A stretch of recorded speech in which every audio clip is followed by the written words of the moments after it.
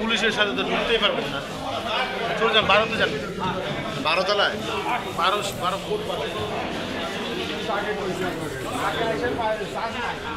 12 নম্বর কোটে নেবে ভাই।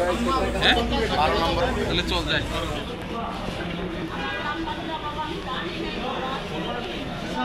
আসামি জানাল মকুকে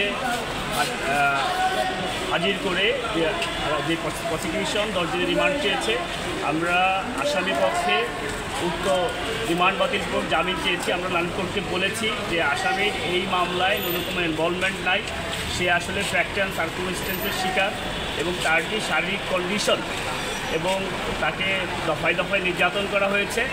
তো আমরা লান্ড কোর্ট আমাদের প্রসিকিউশনের কথাও শুনেছেন, আমাদের কথাও শুনেছেন, শুনে আসামিকে 4 দিনের পুলিশ রিমান্ড মধ্যে দিয়েছে।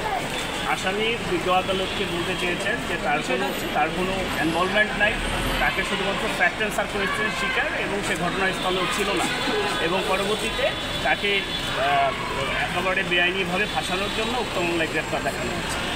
বিষয়টা আসলে এরকম না, সে আসলে বলতে চাইতেছিল যে ওখানে আওয়ামী লীগের লোকজন ছিল যারা একটা দেশ বিরোধী ষড়যন্ত্র চাইতে চেয়েছিল, ওরা ওখানে যেতে চেয়েছিল, ওখানে আসলে তারা উল্টে যে বিক্রিম হয়ে গেছে।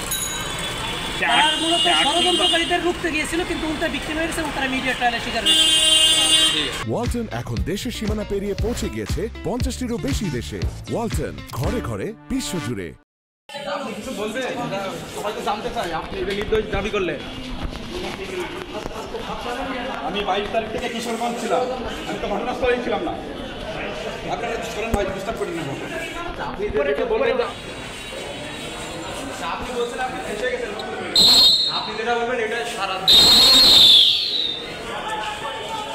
খারাপ, খারাপ